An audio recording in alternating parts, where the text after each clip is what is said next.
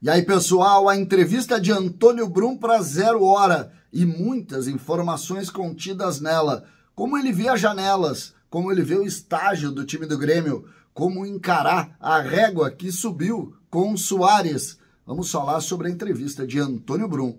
César Cidade Dias, falando de Grêmio aqui no YouTube, papo de gremista para gremista.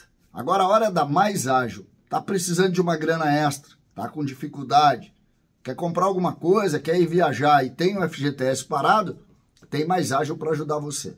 Você vai entrar na descrição, tem um link que leva para o WhatsApp da Mais Ágil, conversando com eles, sem burocracia, o FGTS parado vai parar na sua conta para você resolver esse problema. Então, tem alguma dificuldade, tem FGTS parado, Mais Ágil resolve para você. Atenda, converse com eles ali na descrição, você fala com eles direto e Mais Ágil vai resolver esse assunto para você. Gente, Antônio Brum, vice-presidente de futebol do Grêmio, concedeu uma entrevista para 0 Hora. Conversou com o Marcos Souza, o Rodrigo Oliveira e o Felipe Duarte na última sexta-feira. E essa matéria, então, entrou em GZH na manhã desse sábado e a gente pôde acompanhar e está também na versão física da 0 Hora. E a gente precisa aqui comentar algumas situações. Eu usei na capa o Grêmio de Brum, ou o Grêmio segundo Brum, e pode ser um pouco isso mesmo, porque grande parte da entrevista do Brum, ele coloca a mudança de fotografia, o Grêmio que ele recebeu, o que eles receberam, e evidente que tem uma mudança importante no grupo de jogadores, porque quando assumiu o Alberto Guerra, com o Antônio Brum e também ainda com o Calef, o Grêmio contratou, se não me engano, 18 jogadores.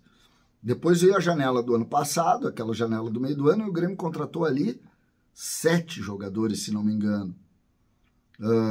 E o Grêmio agora contratou mais 7. Então, se a gente considerar, eu não me lembro exatamente o primeiro número, mas eu acho que é 18, mais 14, são 32. É bastante.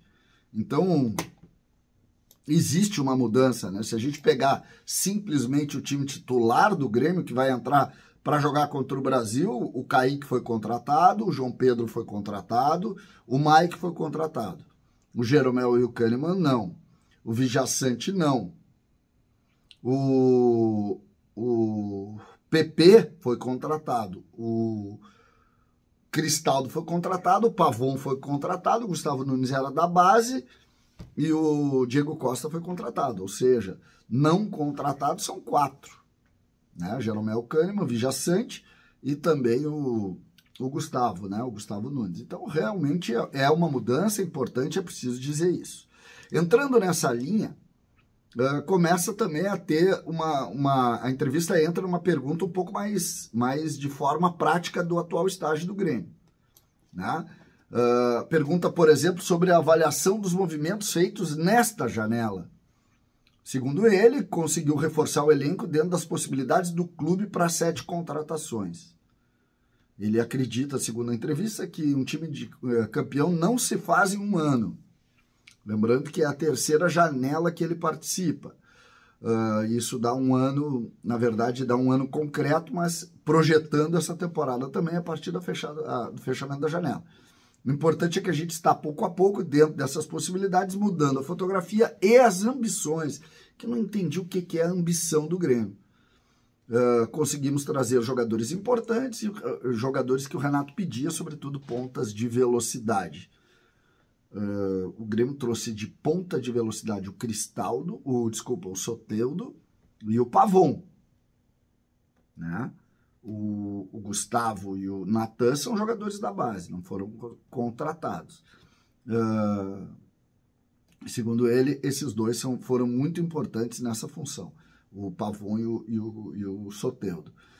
Colocaram um centroavante de nome, né? Recolocaram um centroavante de nome que é o Diego Costa, e ele valoriza também a contratação de um goleiro experiente, que ele acha muito importante para a Libertadores. Aí ele fala sobre o orçamento, quando perguntado se é difícil ou não manter o orçamento. Ele diz que tem uma frase que ele utiliza, que é resiliência, responsabilidade, trabalho e amor ao Grêmio. Segundo ele, essa é o mantra, ou esse é o mantra da gestão Alberto Guerra: resiliência, responsabilidade, trabalho e amor ao Grêmio. É uma bonita frase, não tem dúvida. E de alguma maneira mostra um pouco, né, dessa coisa do trabalho e do amor ao Grêmio, mostra um pouco dessa ideia de fortalecer o trabalho ainda dos abnegados e tal. Eu acho legal, eu gosto disso. Falou bastante do CDD, né, e como que o Grêmio constrói as contratações, né? Segundo ele, as ferramentas são importantes. O Grêmio não tem como competir, ele cita isso, por exemplo, cita textualmente clubes que têm mais capacidade de investimento, mas ele diz que está reformulando ainda mais o CDD, né, que é a Central de Dados Digitais do Grêmio, que ajuda muito. Falou também sobre a janela do meio do ano, né? Ele diz que depende, mas que ele tem monitorado bastante para ver se pode ser mais arrojado no meio do ano, que é algo importante, né?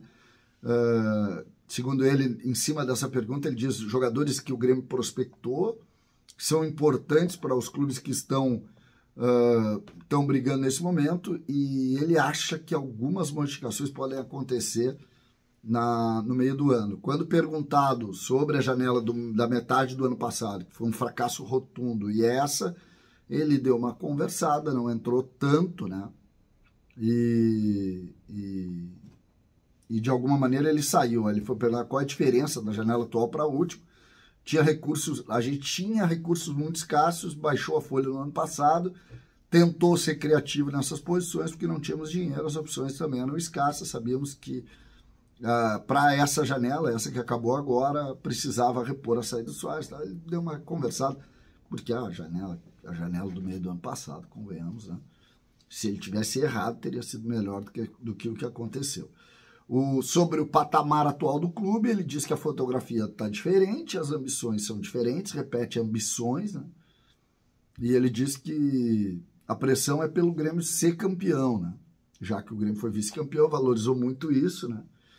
E ele vê o Grêmio com um grupo forte, jogadores experientes e com mais de uma opção mais de um jogador por opção. E ele faz mais uma vez a comparação sobre as carências que o time tinha, e ele acha que já não tem tantas carências. Então ele acredita que o Grêmio pode sim já se construir um time que pode conquistar um título. Aqui não tem a resposta sobre o estágio do Grêmio em relação aos seus adversários, né? Mas vendo os jogos dos adversários do Grêmio, a gente chega à conclusão que essa postura é o Grêmio em relação ao Grêmio de 22, que estava na segunda divisão. E aqui uma crítica também a ele, né? Porque comparar o Grêmio de hoje na Série A com o Grêmio de 2022 não é uma pergunta boa, né? Não é uma análise fria do negócio, né? Porque o Grêmio de 22 era um Grêmio que não jogava contra o ABC de Natal. O Grêmio que a gente recebeu, o Grêmio é um só, tem Grêmio que a gente recebeu. Então, a comparação do Grêmio, e eu acho que ela é importante de fazer, ela se faz dentro de uma realidade mais igualitária, né? O Grêmio em relação a ele mesmo. O Grêmio do ano passado é pior ou melhor que esse ano? O Bitelo e o Soares eram titulares no meio do ano passado. Esse ano é melhor? Mas aqui ele adotou muito a ideia de comparação com o Grêmio que ele recebeu. Repetindo, o Grêmio que ele recebeu é o Grêmio de 2022, que estava na segunda divisão. Então, aqui vai uma vírgula nessa ideia aqui, ou nessa construção de uma ideia aqui, como se existissem dois Grêmios, né? O Grêmio que é da nova gestão, o Grêmio da velha gestão.